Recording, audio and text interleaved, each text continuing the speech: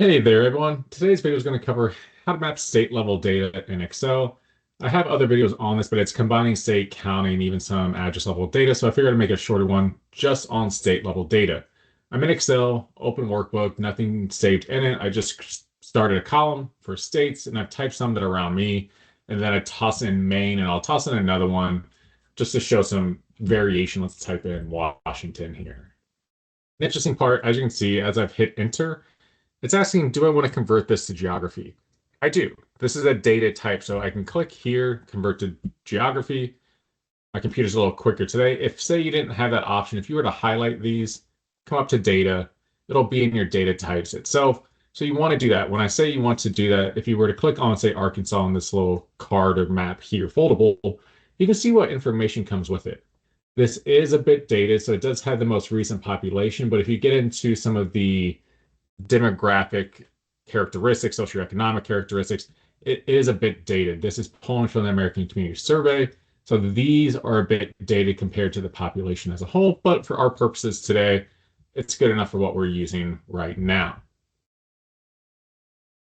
With that, if we want to hop into how to pull and use some of this data, so say I am interested in most recent population. As you saw, this was the decennial 2020 census. I highlighted my states. I'm coming over here and I just want to find the population measure and I can toss that in. Say I'm also interested in the median household income. There's a couple different ways you can do this. I highlighted them all, but say you accidentally just clicked one and then you put it in here.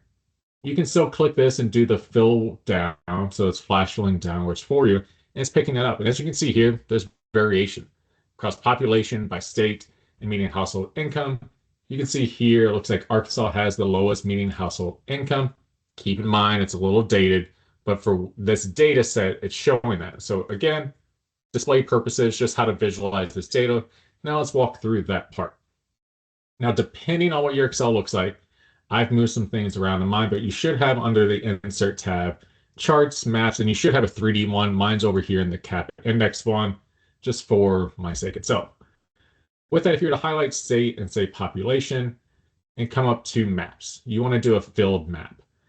As you see in front of you, it auto-generated, it picked up the states as a location. It's a specific type of chart. So why I like the chart one when you're in here, it gives you similar parameters or filters or options really that you can change, be it the layout, the colors, everything within it. The good one always to add is your data labels. So if I were to right click, add data labels, you can see the population. Not shockingly, you don't have a ton of space here, so it doesn't show everything. So you have to go in and change the font size to where it becomes a bit more legible. And again, you could round this, you can display it different ways. So if you were to change it over here, it would change in the display for you. A quick way to visualize the data at the state level. Now let's go over another way. So great chart. Now I'm going to highlight all three columns. I'm going to come over to my cap index one. This would be in your insert one, but I want to go into 3D mapping. I want to open this. Now it's still going to recognize that I have state level data, but now I can bring in population and median household income simultaneously. While it did the chart map pretty quickly, it is taking a second to load the 3D map. Whatever update I did, it has not liked Excel since then too much. But once it does load, we'll go over how to cover this. With that, you can see in here that it did provide a dot or a box on each specific state that we have data. Some quick things that I do just to visualize it a bit easier for how we're going to use the data. I go to a flat map. I also want to see some map labels at the same time. If you don't like this base map, you can come up here and change it under themes to a different one. I'm okay with this. If you want more of a grayscale, you can get into that. The key one that you're interested in doing, though, is the state isn't represented that well as a square on the map, a dot on the map. So you want to come over here on the right-hand side and change visualization to region. And now you can see that the states are selected. With that, they're all the same color. There's no value to them, so that you can't tell what the difference is. So right now, let's change this to be the median household income. And now you see some gradation across that, almost a scale of blue. If you wanted to change this to green, say to be money for that purpose of that, you can change that and you can change the scale itself in here to what you see with it. It gives you some of that flexibility to mess with this. Depends on what you're trying to do. A couple quick tips before I end the short video.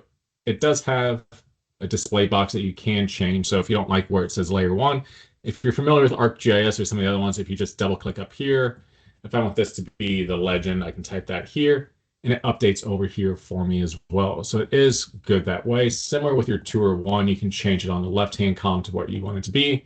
If you had a lot more data they were trying to display, I'll go over some of the videos that you can make, the scene captures, all of that. This is really just to give you a quick in and out how to visualize some state level data in Excel. We'll get into different categories, filters, all of that depending on your data.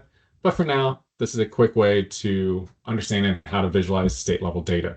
If you wanted to know how to get back to Excel, truly just click the X here, takes you back into your Excel sheet. If you were to drop down into your 3D map again, you have tour one here that you just made. So it does attach this to the workbook. If there's any questions, feel free to reach out. I'll do some videos more on state, but more focusing on the counting as well, and some smaller units of analysis, say track, block group, and even address level data. Until next time, take care. Cheers.